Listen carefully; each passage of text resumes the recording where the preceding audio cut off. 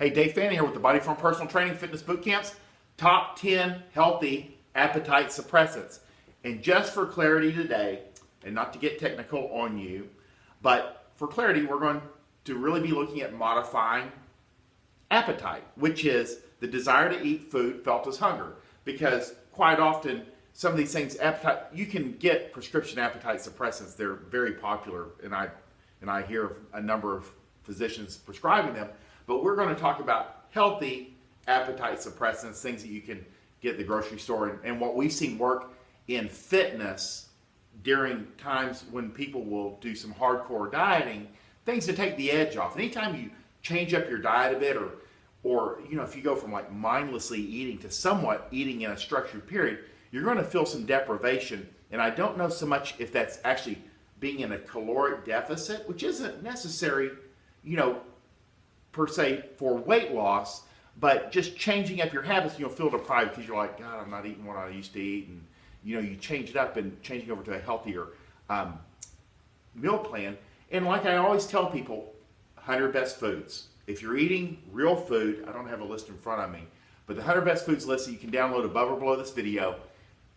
If you're eating 90% of your calories off that, it's really hard to screw up. But if you are running into being hungry, that can really, we don't want you hungry, that can throw you off your game. So we're going to talk about the 10 most popular healthy appetite suppressants, and we'll show you some samples, a couple that I don't have. But this list is above or below this video also, so if you missed one or want to go back, you can just look at how I wrote it out. So number one is get hydrated. Quite often, and a nurse clued me into this, you're dehydrated. Make sure you're drinking 8 of 8 a day at a minimum, especially in Texas in the summer. You probably need to up that by at least an extra 4 16-ounce bottles every day. Stay hydrated. What you think, because how did the nurse explain put to me, is that when you're in a caloric deficit, when you're dehydrated, you will feel hunger because your body will draw moisture or water from the food. And I was like, damn, all these years we've been pushing this, and that makes sense because that's why you start feeling hungry when you're actually not hungry. It's dehydration. So stay hydrated. Your skin will look better, you'll feel better, and everything works. And research shows that fat loss won't happen when you're dehydrated, so there's no downside. 8 of 8 at a minimum per day. Number 2, start your day with oatmeal. It just seems to work. We've kind of moved to gluten-free because a lot of people have gluten allergies, and the gluten-free oatmeal works well. It tends to help you feel good, and if we're using starchy carbs, unless you're like on a completely keto or Atkins diet, you can get away with this for breakfast and you'll feel better. And it really takes that edge off that morning, hunger. Make sure that you get some protein, some eggs, or some whey protein in the mornings. But oatmeal, for whatever reason, tends to carry a lot of people through the afternoon, and they just feel better. And it gives, if you're on a low-carb diet, just that one hit of carbs in the morning tends to carry people throughout the day. So again, any of these 10 things, just pick one and test it out. If it doesn't work for you, hey, that's okay. Just try another one too. But don't, if you go, I don't like oatmeal, don't throw the whole thing out the window because that doesn't make any sense at all. Number 3, get moving, exercise. Best thing about morning exercise is the research shows is that you will tend to eat better throughout the day, and you have an adrenaline dump and you start feeling better. Kind of takes that edge off. The problem is you do get a little bit of cravings in the afternoon because you start running out of energy. In the evening, the advantage of exercising in the evening is you get that adrenaline dump at around like 5:30 or 6 o'clock when you work out, and it tends to knock out any hunger that people have in the evening. Then they have like a meal replacement shake. Then they go to bed, they get up in the morning, they have a healthy breakfast. So get moving will tend to take the edge off that hunger, but that's what you have to realize is that exercising is definitely an appetite suppressant, and there's carryover because exercise is a keystone habit. You'll start feeling better, and research shows that when you start exercising, your nutrition naturally starts tightening up. Salads and vegetables in between meals. Not your primary meal, but like celery, fruits and vegetables, be it apples, you name it. And I also I've seen a lot of people do like bell peppers lately. Fruits and vegetables in between meals fiber. Starch fills you up, and it's hard. You literally can't overeat on, celery or apples. I mean, how many apples can you eat in one sitting? One, maybe two. 80 calories, 60 to 80 calories. I think you're going to be okay. You literally cannot overeat on fruits and vegetables. You will make yourself physically ill before you do so. And that helps carry you over to the next meal. Number 5, peanut butter. It's the old staple. We've been using it since the 80s. To take that edge off, I just was talking to a friend last night. He said he's trying to, drop weight. And in the middle of the night, he said, I get up and I'm so hungry it wakes me up.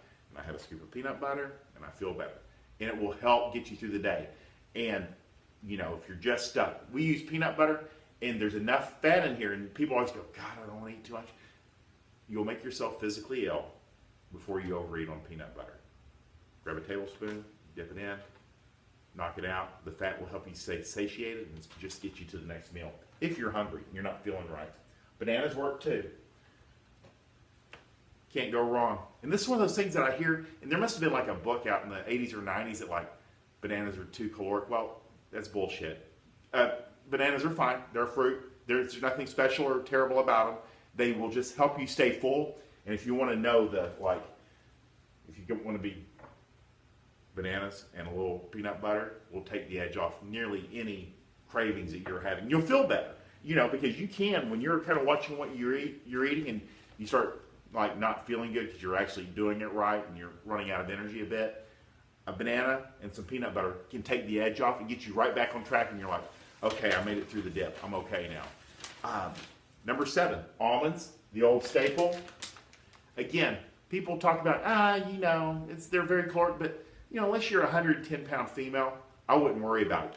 Eat them till you're full and you feel better, and it's high in protein, lots of fat, you start getting satiated, you start feeling better, and you're off and running. And again, use it as a staple because it's really hard to screw it up. Because if you're hungry and you're eating an apple and some almonds and a banana and a salad and another salad, you're still, it's not going to matter. You're still going to be losing body fat over time, as long as you're not hitting the drive-thru in between all that.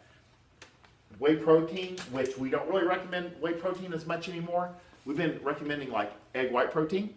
It's about 24 grams of protein and 24 grams of protein, about 100 calories.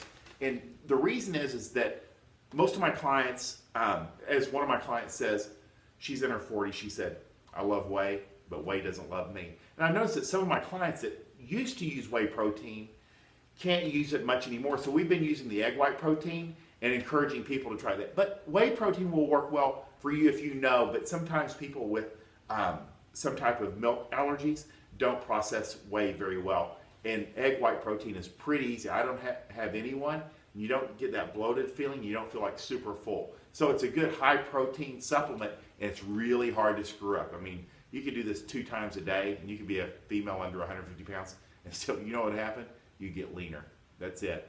You can't go wrong with increasing your protein intake. There's just no way to screw it up. Chocomine, which I don't have in front of me, and you can get on the internet. It's a derivative of chocolate, which means there's a little bit of caffeine in there. Chocomine will work, and I've had a couple clients that are into the very healthy, high-end nutrition that has used it and said it really takes that edge off. But I think it's probably the same edge that the number 10, which is green tea, and green tea really is caffeine. So caffeine is the number 1 appetite suppressant. If you want to know what works, green tea has worked very well because it tends to take the edge off. Oh, I got one more.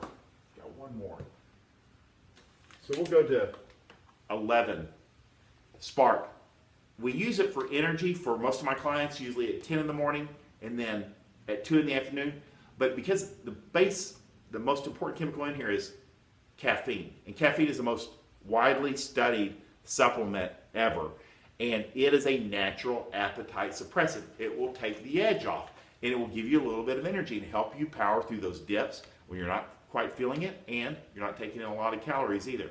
And it seems to work. I should have put 11, top 11. But this works well. It works so well, and I don't know why I left it off the list. But these are the top 10. So that's a lot. So if you have to review it, take a look. But like I said, pick one and use it to see if it'll take the edge off. You can use like a banana and some peanut butter 2 o'clock, then, you know, if the next morning you're not feeling it at 10 a.m., try some Spark. Then you get to your next meal. But that's the idea, is appetite suppressants, just kind of push it down a little bit, give you that edge, help you get to the next meal, and then you start feeling better. And usually it's just trying to get through that dip till you get to the next meal.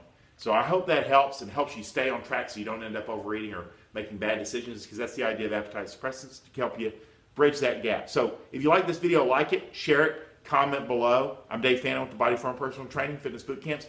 Hope you guys have a great day.